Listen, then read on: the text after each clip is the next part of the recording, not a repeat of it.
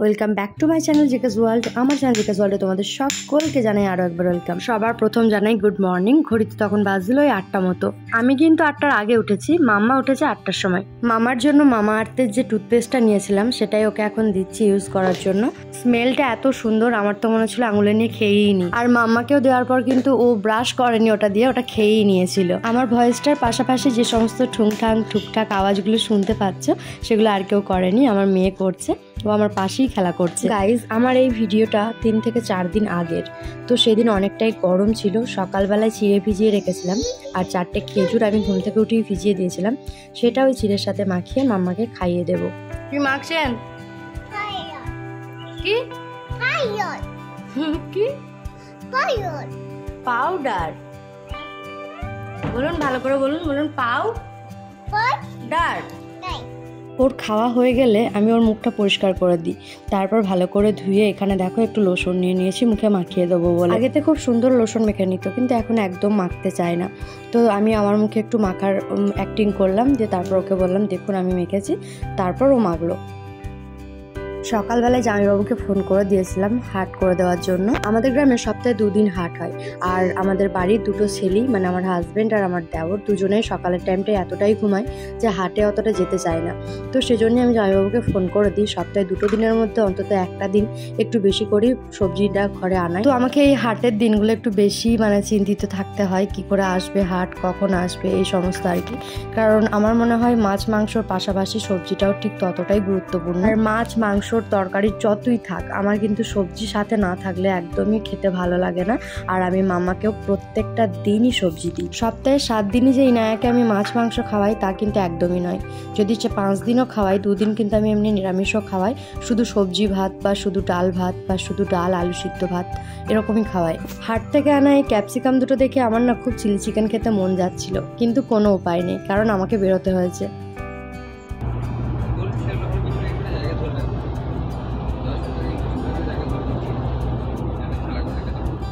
মামার জন্য খাবার বানিয়ে ওকে খাইয়ে দিয়েছি, প্লাস আমি একটু নিয়ে নিয়েছি। আর আমি আজকে যাচ্ছি ডক্টরের কাছে আমার নিজের জন্য। হঠাৎ করে কেন ডক্টরের কাছে যাচ্ছি বলো তো? তাহলে কি কোনো সুখবর দিতে চলেছি? না না, একদমই না। শুধু টেনশন দিয়ে তোমাদেরকে লাভ নেই।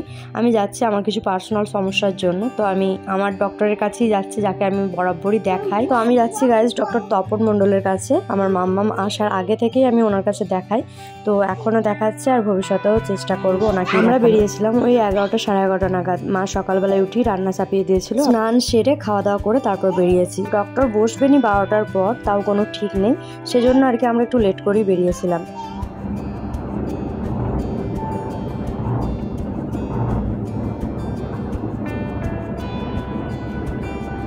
মামাকে বাড়ি থেকে বেরোনোর সময় আমি একটু ভাত খাইয়ে দিয়েছিলাম, আর গাড়িতে উঠতে না উঠতেই ঘুমিয়ে গেছে।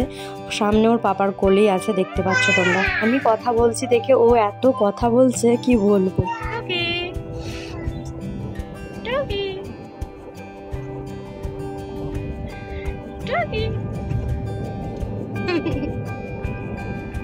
আমার কিউটি পাই। মামাকে মনে পড়েনি? মামাকে মনে পড়েনি আপনার? তা পড়বে কেন, এখন তো পাপা আছে, গাড়ি আছে, ঘুরতে বেরিয়েছেন। এখন তো আপনার খিদে পায়নি, এখন তো আপনি বাড়িতে নেই যে মামাকে দরকার। আরি আপনার সাথে, হ্যাঁ আরি আপনার সাথে, আরি ঠিক আছে, থাকুন আপনি পাপার কাছে। আজকে আমাদের সাথে আমার হাজব্যান্ড, আমি আর আমার মামার সাথে আমার হাজব্যান্ডের একটা ফ্রেন্ডও আছে যে গাড়িটাকে ড্রাইভ করে নিয়ে যাচ্ছে। আসলে আমাদের যা গাড়ি, এই গাড়ি নিয়ে ডক্টরের কাছে যাওয়া সত্যি খুবই সমস্যার। শুধু ডক্টরের কাছে নয়, এমন অনেক জায়গা আছে যেখানে এই গাড়ি নিয়ে গেলে একটু সমস্যার মুখেই পড়তে হয়। আসলে থার তো ফ্যামিলি কার নয় বলো, থারটাকে আমরা ফ্যামিলি কার হিসেবে ইউজ করছি, তাই আমাদের পছন্দ অপছন্দ কোনো কিছুই ম্যাটার করে না, যেহেতু গাড়িটা হচ্ছে আমার হাজব্যান্ডের আর ওর যথেষ্ট শখের আর পছন্দের একটা গাড়ি।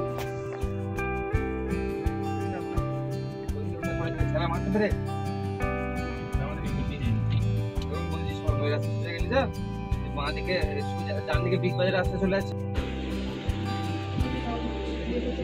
ডক্টরের চেম্বারে কোনো রকম ভিডিও করতে পারিনি, কারণ মাম্মাম অনেক ডিস্টার্ব করছিল। গাইজ, সমস্যা সেরকম কিছু নেই, তবে পিসিওডি প্রবলেমটা আবার দেখা দিয়েছে আর ওয়েট গেইন হচ্ছে দ্রুত, যেটাকে আমায় কন্ট্রোল করতে হবে। আর একটা জিনিস যেটা উনি আমাকে আবারও সাজেস্ট করলো, মাম্মাম হওয়ার আগে থেকেই সাজেস্ট করে এসছে, যেটা মাম্মাম হওয়ার পর থেকে আমি কন্টিনিউ করতে পারিনি, সেটা হচ্ছে প্রত্যেক দিন আমাকে আধ ঘন্টা টাইম বের করে নিতে হবে হাঁটার জন্য। সেটা সকালে হোক বা সন্ধে, তবে সমতলের ওপর টানা 30 মিনিট আমাকে হেঁটে যেতে হবে। তবে এটাও বললো ডক্টর যে পিসিওডি কিন্তু এমনই একটা জিনিস যেটা একেবারে ভালো হবার নয়, তবে নিজেকে যথেষ্ট পরিমাণ মেনটেন কন্ট্রোলের মধ্যে রাখতে হবে। নিজের লাইফস্টাইলের মধ্য দিয়ে এর একটা সমাধান পাওয়া যেতে পারে। আমাদের আবারও খিদে পেয়ে গেছে, তো আমরা এখানে লাঞ্চ করার জন্য ফুড পয়েন্টে এলাম দেখতেই পেলে। আর আমি নিয়েছিলাম থালি আর ওরা নিয়েছিল রুটি। আমার থালিতে 2-3 রকমের তরকারি ছিল, পায়েস ছিল, আর হাজব্যান্ডরা রুটির সাথে নিয়েছিল চিকেন কষা আর তরকা, সালাড, এছাড়া দই, কোল্ড ড্রিঙ্কস, এগুলো তো আছেই। আমি ভাতটা পুরোপুরি খেতে পারিনি, ওদের কাছ থেকে একটু রুটি নিয়েছিলাম, সেটাই খাচ্ছি। কত রকমের মানুষ আছে, যেরকম আমি এক ধরনের, মানে বাইরে খেতে বেরোলে লাঞ্চ হোক বা ডিনার টাইম হোক, এই পান মৌরিটা আমি অনেকটা নিয়ে নিই। চিনির দানাগুলোর সাথে মৌরিটা আমার হেভি লাগে। কে ড্রাইভ করছে? ওরে বাবা, চিচিন নাকি? ও বাবা, চিচিন ড্রাইভ করতে জানে? ওরে বাবা রে বাবা রে,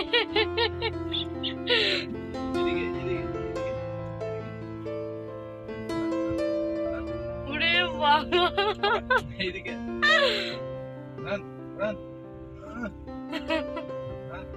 আর পিপটা দিয়ে দিন, পিপ, হর্নটা হর্নটা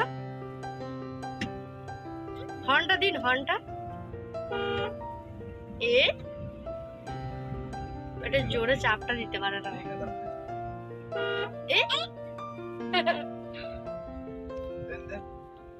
আমরা গলসি বাজার পৌঁছে গেছি। হাজবেন্ড এখন নেমেছে ওর ভাগ্নিগুলোর জন্য বিস্কুট, চকলেট এগুলো নিতে। দেন গাইজ, আমরা গেছিলাম আমার মামা শ্বশুরের বাড়িতে।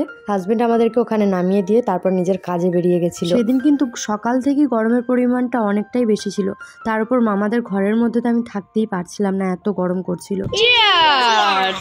আমি তো বাচ্চাগুলোকে নিয়ে বাইরের দরজাতেই দাঁড়িয়ে আছি, কারণ বাইরের দরজাটায় এত হাওয়া দিচ্ছিল, সামনেই ফাঁকা মাঠ যেহেতু। আর ঘরের মধ্যে, মানে বাড়িটার মধ্যে আর বাড়িটার বাইরে পুরো দুরকম পরিবেশ। বাড়িটার ভেতর এত গরম আর বাড়িটার বাইরেটা এত ঠান্ডা। আমার মামি শাশুড়ি তো যে নাইটিটা পরে আছে সেটার অর্ধেকেরও বেশি পরিমাণ শুধু ভিজে থাকছে, আমি যতবার দেখছি। হাওয়াটাকেও হার মানিয়ে দিচ্ছে। বাইরেটাতে এত ঠান্ডা, কিন্তু ঘরের ভেতরটা প্রচুর গরম। ও বাবা, তুমি কোথায় ছিলে? দেখো কত সুন্দর লাগছে। এবার আছেন, মারুন মারুন মারুন, ফেলে দিয়েছি।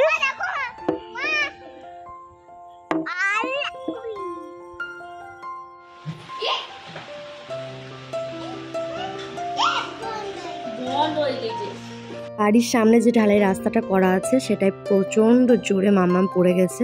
গালের এক সাইডটা পুরো কাল সিটে দাগ, হাতটা ছিঁড়ে গেছে, হাঁটুতে লেগেছে, খুব চিৎকার করে কাঁদছিল। তো ওকে সেজন্য ভোলানোর চেষ্টা করছিলাম আমরা সবাই মিলে। এখন একটু শান্ত হয়েছে। আর আমি তোমাদেরকে দেখাচ্ছিলাম আমার সর্দি চুলটা স্মুথনিং করিয়েছে, সেটাই। সর্দির হেয়ার লেন্থটা কিন্তু খুব যে বেশি তা নয়, আমার হেয়ারের মতনই হবে। আর আমি যেই কালারটা সাজেস্ট করেছিলাম সেটা সর্দি আগেই করে রেখেছিল। তো হেয়ার কালারটা যেহেতু আগে থেকে করা ছিল আর তারপরে স্মুথনিংটা করা হয়েছে, সেজন্য কিন্তু চুলটা দেখতে আরো বেশি সুন্দর লাগছে। আমিও করাবো খুব তাড়াতাড়ি, কারণ সর্দি চুলটা দেখে আমার সত্যি খুব লোভ লাগছিল। তোমরাও কমেন্ট করে জানিও কিন্তু কেমন লাগছে। হাজব্যান্ডের ফিরতে অনেকটাই লেট হয়ে গেছিলো, তাই আর ভিডিওটা কন্টিনিউ করতে পারিনি রাত্রিবেলা। ও গেছিলো আমার বাবার বাড়ির ওইদিকে কাজে, তো ওখানে আমার কাকার সাথে পাপার সাথে দেখা হয়েছে, আর তারা আমার জন্য এখানে মিষ্টি পাঠিয়েছে। এই কিউট মিষ্টিগুলোর জন্য তোমাদেরকে আর নতুন করে বলার কিছু নেই, তোমরা যারা আমার রেগুলার ভিডিও দেখো তারা জানবে। আর তাছাড়াও দেখো এখানে কালাকাঁদ টাইপের এক ধরনের মিষ্টি দিয়েছে। শুধু মিষ্টি নয়, এছাড়াও দিয়েছে আইসক্রিম, চকলেট, তারপর লেজ। দীপুকে আমায় কল করেছিল, বললো যে তোর মেয়ের জন্য খাবার পাঠিয়েছি। আমি বললাম আমার মেয়ের জন্য খাবার পাঠালে হবে, আর তোমার মেয়ের জন্য? বললো দুজনের জন্যই দিয়ে আছে, দেখে নিবি। তো সত্যিই তাই, মা মেয়ে দুজনে দুরকম খাবারই পাঠিয়েছে। অনেক মিষ্টি ছিল, বাড়িতে কাকিদেরকে সবাইকে ভাগ করে দিয়েছিলাম, দীপকে পাঠিয়েছিলাম, তারপর আমরা নিজেদের জন্য রেখেছিলাম অল্প করে। কি হয়েছে মা? সাইকেল কি হয়েছে?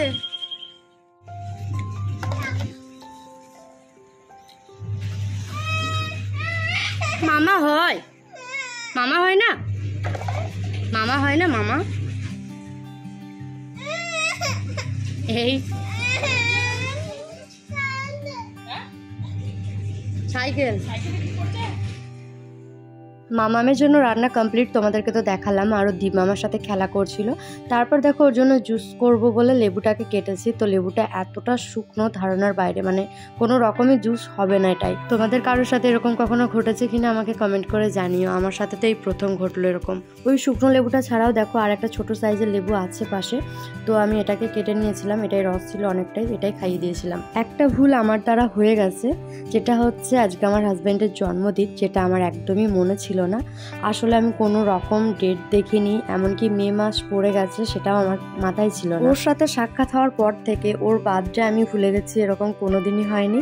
বরং সেই দিনটাকে আরও কিভাবে স্পেশাল করা যায় সেটাই চেষ্টা করেছি, কিন্তু এই ফার্স্ট টাইম আমি ওর বার্থডে ভুলে গেছি। এটা সত্যি ও খুব কষ্ট পেয়েছে, আর আমারও মনে মনে অনেকটা খারাপ লাগছে। ও কিন্তু সেদিন বাড়িতেই ছিল, কিরণ অফিস গেছিলো। তো কিরণকে কল করে বললাম যে কেক নিয়ে এসো, বেলুন নিয়ে এসো, আমি গিফট আনতে দিয়েছিলাম।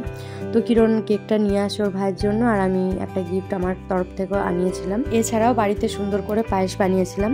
আমার কাছে গাইজ, আমি তোমাকে ভালোবাসি, এই ভালোবাসার মধ্যে অনেক কিছু মানে ম্যাটার করে। ভালোবাসার মধ্যে যেমন ধরো এই সমস্ত স্পেশাল দিনগুলো উইশ করা, তারপর তোমার শরীর খারাপে, তোমার সুখে, তোমার দুঃখে পাশে থাকা, তোমাকে জানান দেওয়া যে না আমি তোমার সাথে আছি, কাছে আছি।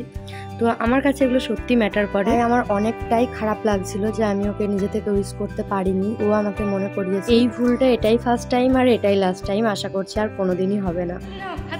Happy birthday to you. নাও সুইটা নাও। ফুদিন ফুদিন ফুদিন ফুদিন ফুদিন।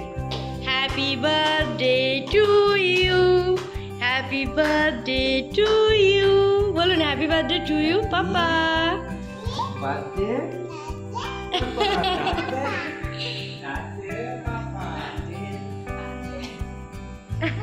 খাবো, দাঁড়ান বাবা খাই দিচ্ছে, দাঁড়ান। এই যা,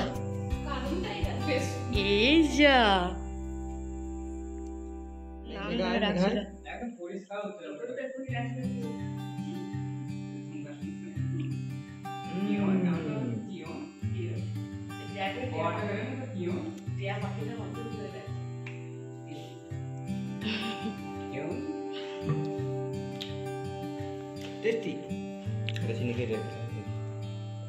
তুমি এটা একটু খেয়ে দেখো।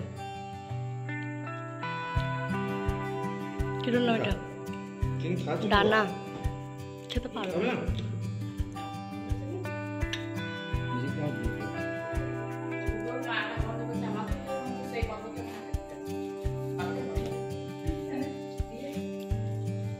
কেমন হয়েছে পায়েসটা?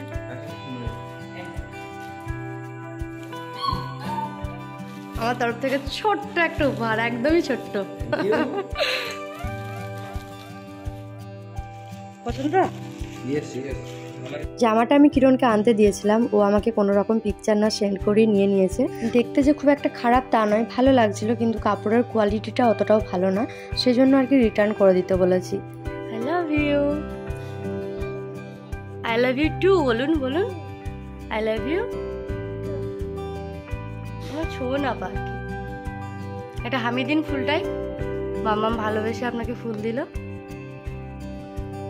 আর পছন্দ হয়েছে কতটা? থাক আমার কাছে। হ্যাঁ গালটা দেখাই, পিপিদেরকে গালটা দেখাই। এই যে গালটা কতটা বোঝা যাচ্ছে জানি না, এই পোর্শনটুকু, এই জায়গাটা পুরো কালশিটে পড়ে গেছে। এই যে এখনো দেখাচ্ছে ভাব হয়েছে, এই যে এই জায়গাটা আঁচড়ে যাওয়ার মতো হয়ে গেছে, ছিঁড়ে গেছিলো, এখন অনেকটা কম দেখাচ্ছে। দুঃখের কথা কি আর বলি, সকালবেলায় উঠে রুমে দেখছি গোলাপটা পড়ে আছে। তখন মাথায় আসে যে হ্যাঁ গোলাপটাও তো আনিয়েছিলাম, কই হাজব্যান্ডকে দিইনি। তো আমি কেন সবকিছু এরকম ভাবে ভুলে যাচ্ছি কে জানে। বাই দ্য ওয়ে আমরা কিন্তু ভিডিওর একদম শেষে চলে আসছি গাইজ। ভিডিওটি কেমন লাগলো সেটা অবশ্যই জানিও কমেন্টের মধ্যে। ভালো লাগলে লাইক করে দিও, চ্যানেলটিকে এখনো না সাবস্ক্রাইব করে থাকলে সাবস্ক্রাইব করে দিও। টাটা।